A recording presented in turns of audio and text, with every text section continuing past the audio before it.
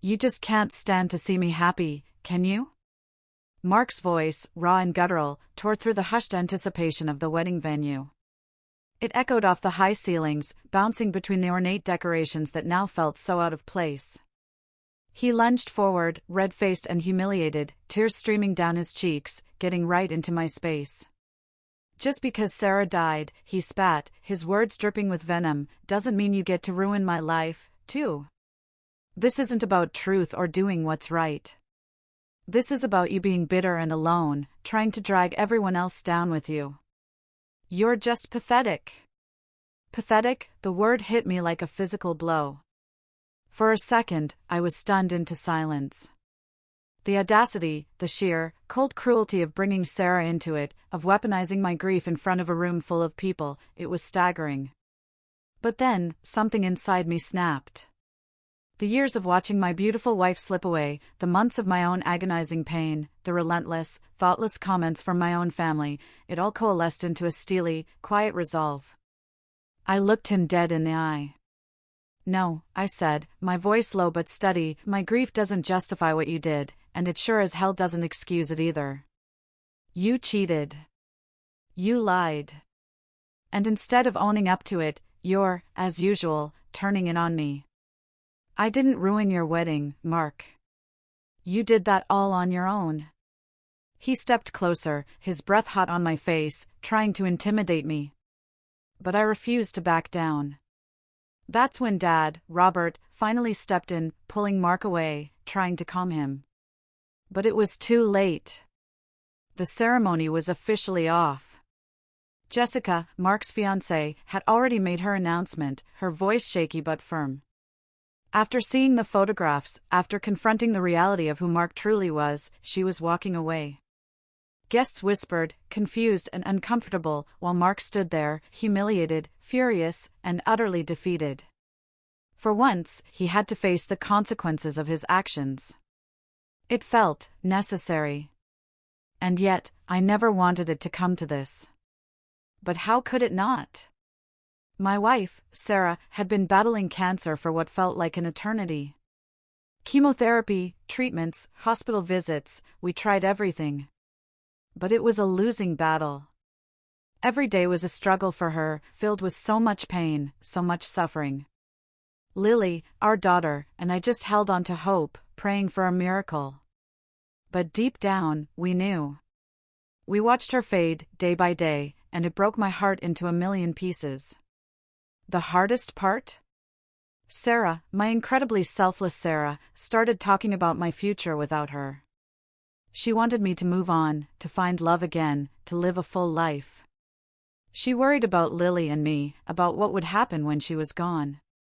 My love. The person I'd been with since high school, my first and only true love. How could I even think about a future without her? How could I ever be with anyone else? It was unthinkable. And then there was my family. While Sarah was still here, still fighting, they were already pushing me to move on. My mother, Carol, was dropping hints about setting me up with friends' daughters. My dad, Robert, and Mark, my brother, started making jokes. Horrible, insensitive jokes about me being free to join them for bar nights, as if losing the love of my life was some kind of release. When I told them Sarah was encouraging me to date again, I expected surprise, maybe even some sadness. Instead, they were thrilled. Thrilled. Mark even offered to help me find girls, making a crude comment about young girls being all the rage. That's when I finally snapped, yelling at him that I wasn't like him, that my love for Sarah ran too deep. He just didn't get it. None of them did. Then, weeks later, with Sarah's condition worsening, my family came to visit. We were trying to keep things light, for her sake. And then Mark, out of nowhere, asked Sarah, right in front of her, if it was true she wanted me to move on. I was stunned. How could he? Sarah, ever gracious, just gave a soft, sheepish smile. She confirmed it, saying she wanted Lily and me to be happy, to keep living. My heart ached, watching her try to ease our pain even in her own suffering. But Mark? He saw it as an opportunity for another joke. He said he was tired of all these hospital visits and hoped my next wife would at least be the kind who could take me out and have some fun. I froze. Sarah, bless her heart, gave a soft laugh, trying to keep the peace. But I saw the flicker in her eyes, a deep sadness.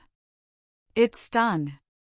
And Mark, completely oblivious, went on, talking about my good looks and how he'd help me move on. My heart broke for her, watching her endure such disrespect. Later that evening, after everyone left, I found Sarah silently crying. She'd been so brave, so strong, but alone, the pain finally showed. I apologized, trying to make amends for his thoughtlessness. But even through her tears, she brushed it off, saying she wasn't hurt. But I knew. I saw it. She was hurt.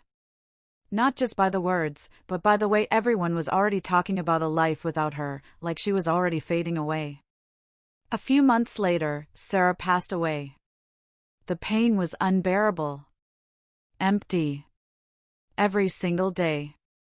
And my family, again, pushed. My mother, Carol, came over repeatedly, telling me Lily needed another mother figure. But Lily didn't want anyone to replace her mom. We just needed time. Space. Mark, meanwhile, continued his crude behavior. I avoided him as much as possible, but then he crossed a line I never thought he would. He called, saying he and Dad wanted a guys' night. Suggested I send Lily to stay with Carol so we could relax, drink beer, play video games. I agreed. I was desperate for a distraction, for a moment of normalcy in the suffocating grief. What I didn't know was his real plan. He'd invited strippers. I was shocked, disgusted. A blatant disrespect to me, to Lily, to Sarah's memory. And then I saw Mark, my brother who was supposedly in a serious relationship with Jessica, planning to marry her, practically glued to one of the girls. They exchanged knowing looks, whispered. Later, he led her into the guest room. 4 hours. After everyone left, I made a horrifying discovery. Mark hadn't just invited any strippers. He'd invited his ex-girlfriend, Chloe, and her friends. And she was the one he'd been so familiar with, the one he'd taken to the guest room. The realization hit me like a ton of bricks. He'd used my guys' night as a cover to cheat on Jessica with Chloe. I confronted him. He brushed it off, these things happen.